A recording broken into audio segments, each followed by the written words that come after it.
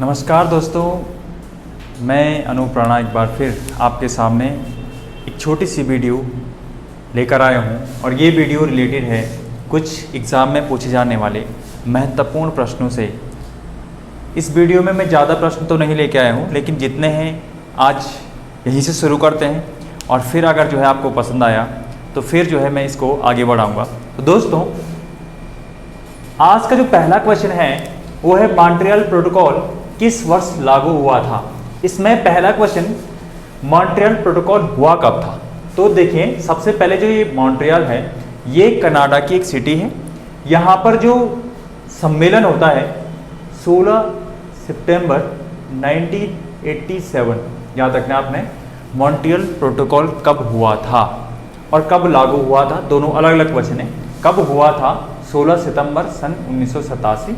और ये जो 16 सितंबर है इसी दिन को हम लोग एक दिवस के रूप में मनाते हैं। कौन सा दिवस होता है? ओजोन दिवस, है ना।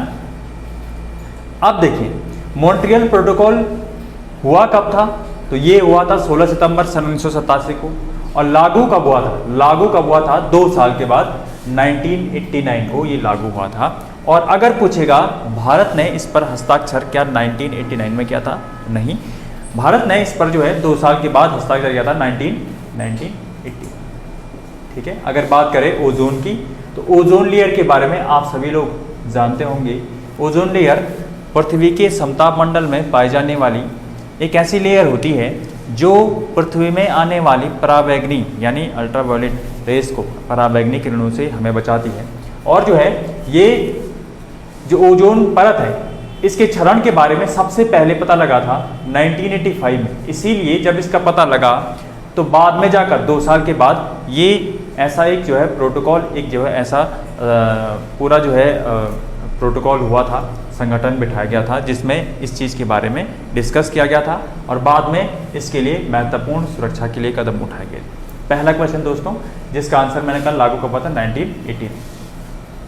दूसरा जो बार बार एग्जाम में क्वेश्चन बनता है, गुट निरपेक्ष समूह, गुट निरपेक्ष आंदोलन, नॉन अलायंस ट्रीटी जो है, इसमें वर्तमान में कितने सदस्य देश हैं? तो इसमें वर्तमान में कितने सदस्य देश हैं? 120, याद रखना 120। अगर पूछेगा ये हुआ कब था, यानी गुट निरपेक्ष समूह की पहली बैठक तो 1961 में बेलग्रेड में हुई थी। कहाँ पर हुई थी?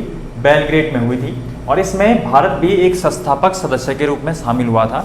जो जवाहरलाल नेहरू जी हैं वो इसमें जो है एज ए फाउंडर मेंबर के रूप में शामिल हुए थे, यानी इसके संस्थापक जवाहरलाल नेहरू भी कहलाते हैं। तो इस प्रकार से गुट निरपेक्ष आंदोलन कई बार एग्जाम में पूछा गया है। अगर पूछेगा गुट निरपेक्ष आंदोलन का संबंध किससे है, तो गुट निरपेक्ष आंदोलन का संबंध कोल्ड वॉर के दौरान नाटो यानी नाटो ग्रुप जो अमेरिका के द्वारा बनाया गया था और जो रूस के द्वारा सोवियत संघ ग्रुप बनाया गया था, इन दोनों में से किसी के साथ शामिल ना होना ही गुट निरपेक्ष आंदोलन था।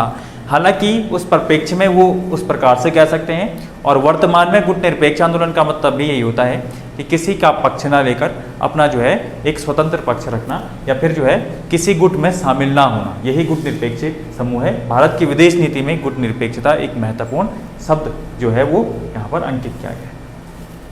अगला क्वेश्चन, नंबर 3 क्वेश्चन देखें, भारत में सहायक संधि के लिए कौन जाना जाता है? यह अलग क्वेश्चन है। और भारत में सहायक संधि का जनक कौन था? ये अलग क्वेश्चन है। भारत में सहायक संधि का जनक किसे कहते हैं? तो ये था डुप्ले। फ्रांसीसी गवर्नर जो डुप्ले था यही भारत में सहायक संधि का जनक था। और अगर पूछेगा भारत में सहायक संधि के लिए कौन जाना जाता है, तो लॉर्ड वेलेजली जो है वो भारत में सहायक संधि के लिए जाना जाता है। अगर आपसे पूछा सहायक संधि के माध्यम से भारत में सबसे पहले कौन सा राज्य शामिल हो, या भारत में नहीं ब्रिटिश साम्राज्य में कौन सा पहला साम्राज्य यानी जो है प्रिंसिपल स्टेट शामिल हुआ था, तो 1798 में सबसे पहले हैदराबाद इसमें शामिल हुआ था। इस प्रकार से आपको याद रखना है सहायक संधि के लिए कौन है? वेलेजली। और जो है याद रखना, अच्छा रिपन जो है, रिपन के बारे में आपको पता होगा, इसे बोलते हैं भारत में स्थानीय स्वशासन का जन्मदाता। और इसके अलावा रिपन के टाइम पर क्या हुआ था, एक तो इल्बर्ट बिल विवाद और दूसरा जो है भारत में जो प्रथम नियमित जनगणना थी 1881 से शुरू हुई थी और इस समय गवर्नर जनरल था लॉर्ड रिपन। ठीक है, और जो वर्नाक्यूलर प्रेस एक्ट था वो भी रिपन ने ही समाप्त कराया था। ये इंपॉर्टेंट क्वेश्चन बनते हैं यहाँ से। कॉर्नवालिस किसके लिए जाना जाता है? अपने सिविल कोड के लिए। सिविल कोड यानी जो कॉर्नवालिस कोड था जिसमें शक्तियों की पृथक्करण का सिद्धांत था। दूसरा जो कॉर्नवालिस है वो किसके लिए जाने जाते हैं, भारत में स्थानीय जो अस्थायी बंदोबस्त है, जमींदारी जो बंदोबस्त है, इसकी शुरुआत के लिए भी कॉर्नवालिस जाने जाते हैं। भारत में पुलिस व्यवस्था का जनक, और भारत में जो है जो ICS यानी जो ICS परीक्षा थी उसके जनक भी कौन माने जाते हैं, कॉर्नवालिस माने जाते हैं। नंबर नेक्स्ट क्वेश्चन देखें, सिंधु घाटी सभ्यता में प्रांतीय राजधानी किसे कहते हैं? इसे कहते हैं, याद रखें इसका क्वेश्चन होगा, सिंधु घाटी सभ्यता में प्रांतीय राजधानी कहते हैं राखीगढ़ी को।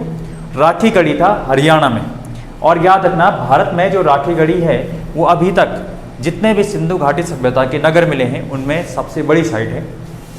और दूसरी बात, राखीगढ़ी के अलावा हरियाणा में एक चीज मिलती है बनावली जो है यहाँ पर क्या प्राप्त होता है, यहाँ पर आपको मिलेगा मिट्टी का बना हुआ हल, खिलौना, वो यहाँ पर मिलता है। और अगर पूछेगा कि जुते हुए खेत कहाँ से मिलते हैं तो वो आपको मिलेंगे राजस्थान में, जो कालीबंगा था वहाँ से। ठीक है, याद रखना। धोलावीरा जो कि अभी यूनेस्को की वर्ल्ड हेरिटेज साइट में भी शामिल हुआ है, ये भी यहाँ पर महत्वपूर्ण क्वेश्चन बनेगा। धोलावीरा गुजरात में है, और यहाँ पर आपको क्या मिलता है, यहाँ पर आपको श्यामपट और जो है स्टेडियम के प्रमाण मिलते हैं। इसके अलावा रोपड़ मिलेगा पंजाब में जो रोपड़ है, यहाँ से आपको अंडाकार गड्ढों में मानव के साथ कुत्ते दफनाने के प्रमाण मिलते हैं। और कालीबंगा, जैसे कि मैंने आपको बताया, कालीबंगा कहाँ पर मिल जाएगा आपको, राजस्थान में, यहाँ पर आपको ऊंट के प्रमाण मिलते हैं। इसके अलावा जो कालीबंगा का शाब्दिक अर्थ होता है काले रंग की चूड़ियाँ, है ना। चलो, और लास्ट क्वेश्चन आपके सामने देखें, दल बदल कानून पर अंतिम निर्णय किसका होता है? जो दल बदल कानून होता है, सबसे पहली बात ये है कहाँ पर, तो आप याद रखें ये है अनुसूची नंबर कहाँ पर है, 10 में। अनुसूची नंबर 10 में होगा आपका दल बदल कानून। भारतीय संविधान में, मूल संविधान में दल बदल कानून नहीं है, इसे बाद में जोड़ा गया 52वें संविधान संशोधन सन 1985 के द्वारा भारतीय संविधान में दल बदल नाम का एक कानून जोड़ा गया अनुसूची नंबर 10 में। और ये जो दल बदल कानून है, ये दल बदल कानून पर अंतिम निर्णय किसका होता है, तो यहाँ पर एक आपको दिख रहा है लोकसभा जो स्पीकर होता है, इसका जो है यहाँ पर अंतिम निर्णय होता है। हालांकि दल बदल अगर बात आएगी तो दल बदल कानून पर अंतिम निर्णय जो है अध्यक्ष का होता है, लेकिन ये क्या होता है, ये न्यायोचित है। न्यायोचित का मतलब होता है एक बार अगर अध्यक्ष ने बता दिया कि भाई ये जो है दल बदल हो गया है, इसके ऊपर निर्णय ले लिया, तो बाद में इसकी न्यायिक समीक्षा की जाती है। एक और क्वेश्चन पूछा जाता है कि जो लोकसभा स्पीकर होता है, लोकसभा जो स्पीकर होता है, अगर वो धन विधेयक के ऊपर जो है अंतिम निर्णय लेता है, ये आपको पता होना चाहिए। धन विधेयक आर्टिकल नंबर 110, और आर्टिकल नंबर 110 में जो धन विधेयक है इसके ऊपर भी अंतिम निर्णय लोकसभा स्पीकर लेगा। और जब लोकसभा स्पीकर किसी विधेयक को धन विधेयक कहेगा, यानी बोलने का मतलब यह है कि वो निर्णय ले लेगा, तो ये जो है गैर न्यायोचित है, ये इसकी जो है न्यायिक समीक्षा नहीं की जा सकती है। इस प्रकार जो है आपको याद रखना है दल बदल कानून।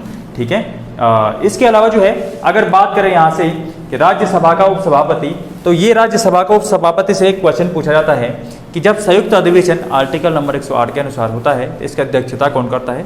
आपको पता होना चाहिए लोकसभा स्पीकर करता है। ये नहीं होगा तो लोकसभा का डिप्टी स्पीकर करता है, और ये दोनों नहीं होंगे तो राज्यसभा का उपसभापति। कंफ्यूजन वाली बात ये है कि राज्यसभा का सभापति जो होता है आर्टिकल नंबर 64 के अनुसार कौन होता है? उपराष्ट्रपति होता है, और उपराष्ट्रपति संयुक्त अधिवेशन की अध्यक्षता नहीं करता है। ठीक है, चलो, और ये उपराष्ट्रपति मैंने आपको बता दिया आर्टिकल नंबर 63 में है, और जो राष्ट्रपति है आर्टिकल नंबर 52 बोलता है कि भारत में एक राष्ट्रपति होगा। तो इस प्रकार से ये आपको कुछ क्वेश्चन मैंने आपको बताए हैं। अगर आपको जो है वीडियो पसंद आई तो लाइक जरूर करें। इसके साथ ही आज के लिए इतना ही। नमस्कार, धन्यवाद।